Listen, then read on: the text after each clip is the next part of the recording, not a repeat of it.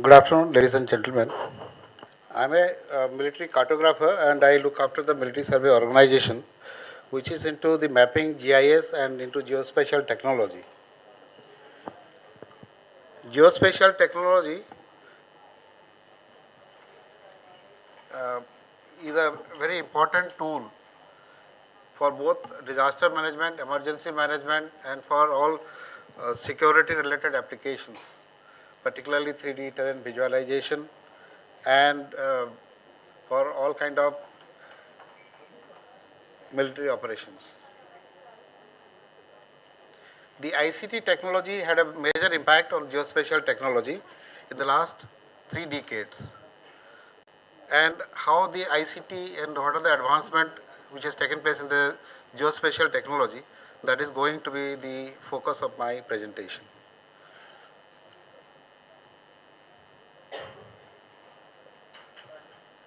Just to give you a brief idea how the geospatial technology started in India.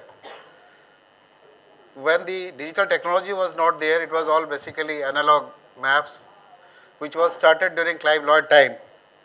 And if you recall, 1767 was the year in which Survey of India came up into its existence, and the scientific survey was laid down by a great arc survey, which started from St. Thomas Mount in Chennai and went up to Himalayas. But in those days, basically the mapping activities was carried out by the British to earn revenue and for their military purposes. Subsequently, during Second World War time, the aerial photography came as also additional tool in collecting geospatial data. But all these informations were classified, including the satellite imageries. Only these were available to the government agencies or approved government projects in which private participation was very limited. But however, in the last 2-3 decades, the rapid development compelled the government to liberalize the existing map restriction policy, remote sensing data policy, aerial photography policy, and as a result, a series of new policies have been introduced by the government, which is much more industry and people friendly. Earlier, from one product of a single paper map, which was in an analog form, now we have got n number of products. It ranges from digital topographical database, your DEM, DETM, DSM, ortho images, satellite imagery, hybrid mapping, 3D GIS, urban maps, utility maps, and so on and so forth. So there are the number of applications which is very user specific have become very popular. With the digital technology came the GIS technology. It started from a normal desktop computer and now it has graduated from desktop to web, web to your cloud GIS, enterprise GIS, and so many and so much and so forth, in which ICT technology plays a key role. The computers, the hardwares, the softwares, the data. So it is so people who are involved in data collection, people who are involved in uh, data management, people who are engaged in developing tools for applications are all now engaged. So the employability of GIS technology and acceptability of the GIS technology has also grown. So GIS tool as a power, this particular image, it shows how we have got not only the electronic maps, we have got these digital terrain models, we have got the inputs from satellite images, aerial photographs, UAVs, LiDAR, and everything put together in a geographic or GIS system, and it gives you good uh, uh, outputs which can be used in all important decision making, and it helps in as a tool in your day-to-day activities. The applications are many. These are some of the listed ones are there, but this is not the limit. we can add on to more and more application areas for GIS as a tool. Being a military man, most of my focus goes to the military applications.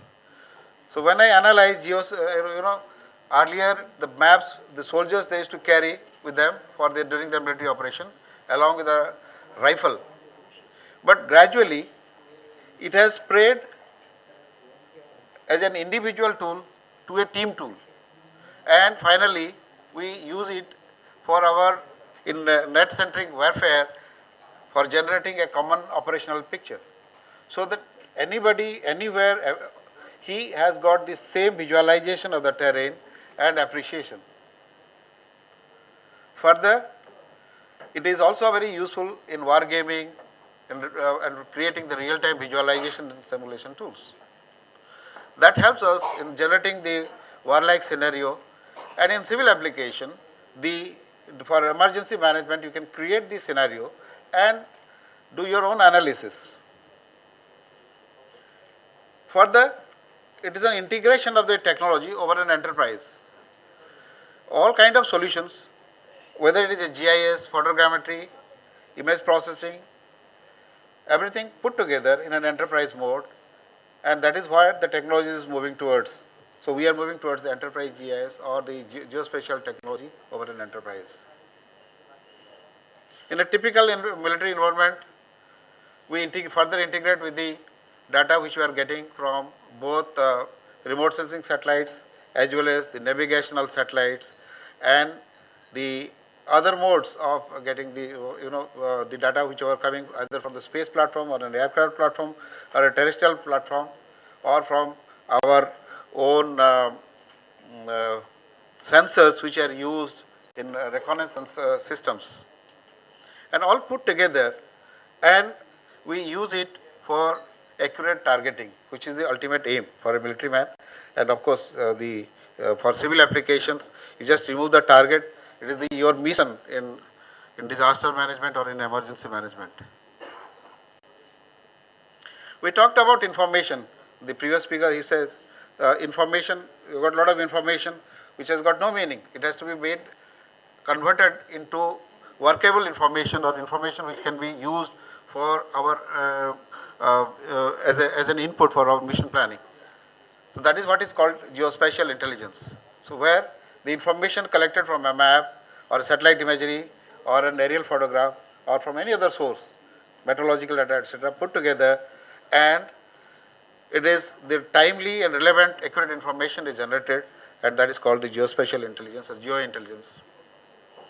That also has graduated from the 70s to the present generation, from the file-based product to an integrated product, which is a collection of image intelligence, human intelligence, signal intelligence, and geospatial intelligence, all put together over again same over an enterprise.